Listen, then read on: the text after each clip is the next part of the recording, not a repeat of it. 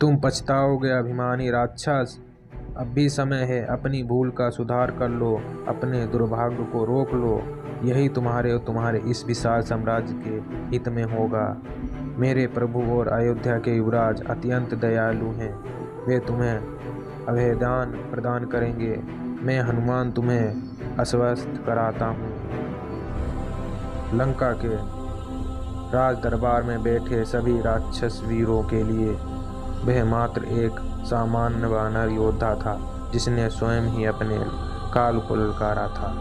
पर यह बात केवल रावण जानता था कि जो सभी को दिखाई दे रहा था, सत्य उससे कहीं पृथक था।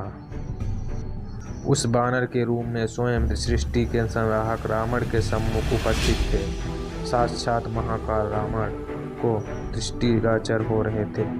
अब निर्णय तुम्हारे हाथ में है रावण।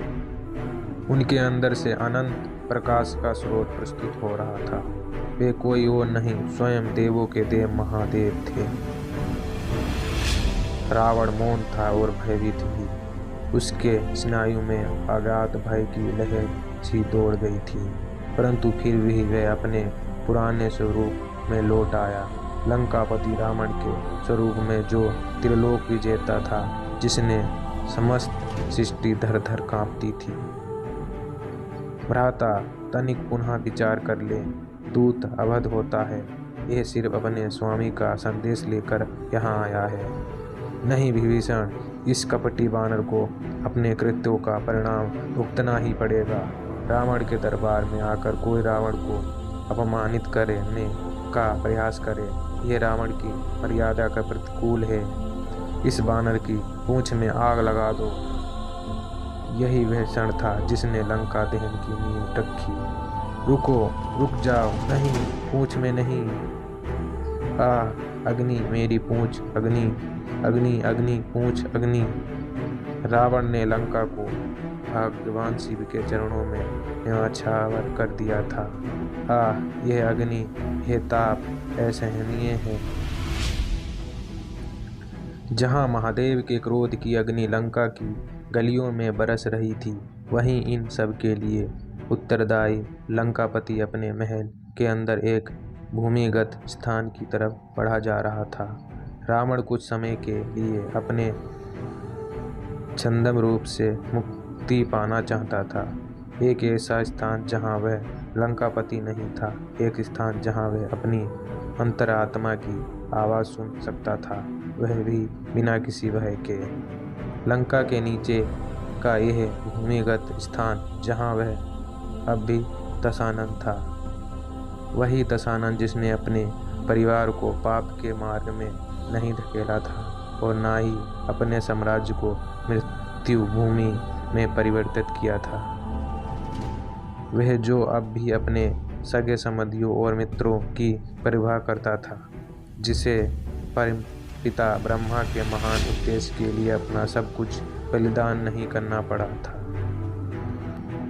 यह मैंने क्या किया कुंभ? मैंने अपनी बहन का जीवन नष्ट कर दिया और अपने ही पुत्र को प्रतिशोध के मार्ग पर धकेल दिया।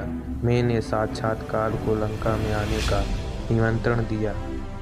मेरी लंका में मेरे ही कारण आज धू धू करके जल रही है।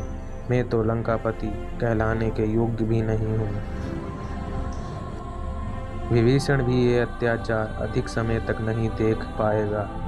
वह भी मेरा साथ छोड़कर चला जाएगा और शीघ्र ही मैं तुम्हारे भी अंत का कारण बनूंगा। मुझे क्षमा कर देना भ्राता। मैंने सभी को काल के गाल में धकेल दिया। ओह, लंका दहन ने एक ऐसे घटनाक्रम का आरंभ कर दिया था जहां से अब वापस लौटना असंभव था। इस घटना के बाद अब कोई भी आत्मसमर्पण नहीं कर सकता था। अब कोई भी संधि की बात नहीं कर सकता था, कोई भी शांति की बात नहीं कर सकता था। लंका जल चुकी थी और उसके साथ ही रावण के पुनः दशानन बनने का विकल्प भी नष्ट हो चुका था। उसके भयावह अंत का आरंभ हो चुका था। परंतु इससे पहले कि ऐसा कुछ घटित हो, उससे पहले रावण को एक और पड़ाव पार करना था। कोई ऐसा था जिसे ना रावण मार सकता था और ना ही पृथ्वी कर सकता था, जिसके बिना इस महागाथा का अंत संभव ही नहीं था। वह था उसका भाई, भविष्य का लंकापति विभीषण। भ्राता 10। रावण जानता था कि विभीषण के इस आगमन का कारण क्या था और इसका परिणाम क्या होगा। जरा लंका की दशा तो देखो भ्राता, सब कुछ जलकर भस्म हो गया। हमने पूरा प्रयास किया कि लंका को कम से कम क्षति हुई हो, परंतु मुझे ज्ञात है कुछ समय बाद ये स्थिति पुनः आएगी। अब समय आ गया था कि रावण का वह सत्यनिष्ठ छोटा भाई अपना पथ पृथक कर ले। उस बानर हनुमान ने लंका में इतना उत्पात मचा दिया।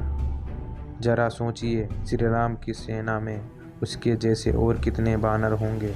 यदि समय रहते हम न चेते तो यह हमारी मूर्खता कहलाएगी। विभीषण अपनी धुन में कहे जा रहा था, इस बात से अनजान कि उसके बड़े भाई के मन में कुछ और ही चल रहा था। वह सोच रहा था कि कितने वर्ष बीत गए जब उसका प्यारा अनुज कंधे से कंधा मिलाकर उसके साथ रणक्षेत्र में युद्ध किया करता था। दोनों भाइयों ने मिलकर ना जाने कितने राज्यों पर विजय प्राप्त की थी। रावण को याद आ रहा था कि अपने बाहुबल से खड़े किए गए उस साम्राज्य से जितना लगाव उसे था, उतना ही उसके अनुज भ्राता को भी था। उसे इस बात का संतोष था कि उसके बाद उसके प्रिय भ्राता को ही उसके साम्राज्य का उत्तराधिकारी बनाना था। भले ही उसका पतन निश्चित था, परंतु उसका अनुज विजयी होने जा रहा था। हमें सूचना मिली है कि भारतवर्ष के दक्षिण तट पर एक महासेना का गठन हुआ है। उसमें हजारों की संख्या में वानर योद्धा हैं और उनमें से कुछ तो देवीय वंश भी हैं। हमारे पास और कोई विकल्प नहीं है। आपको देवी सीता पीछे हटने का समय अब बीत चुका है। विभु, सीता को किसी भी स्थिति में लौटाया नहीं जा सकता। अब इसका एक ही परिणाम हो सकता है, या तो विजय हमारे हाथ होगी या पराजय।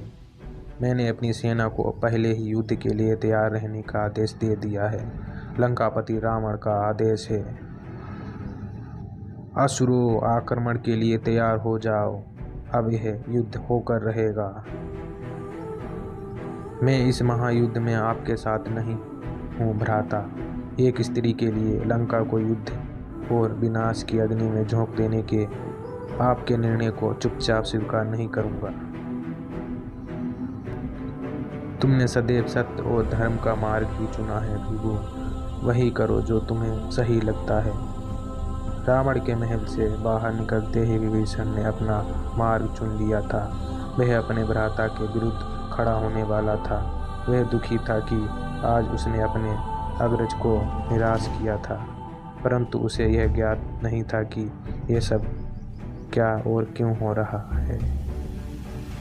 रावण का क्रोध, उसका उन्माद होना, सबको युद्ध की अग्नि में झोंक देना, सब कुछ पुनर्निर्धारित था। राक्षस राज रावण सब कुछ जानता था। वह इस महागाथा का कर्णधार था।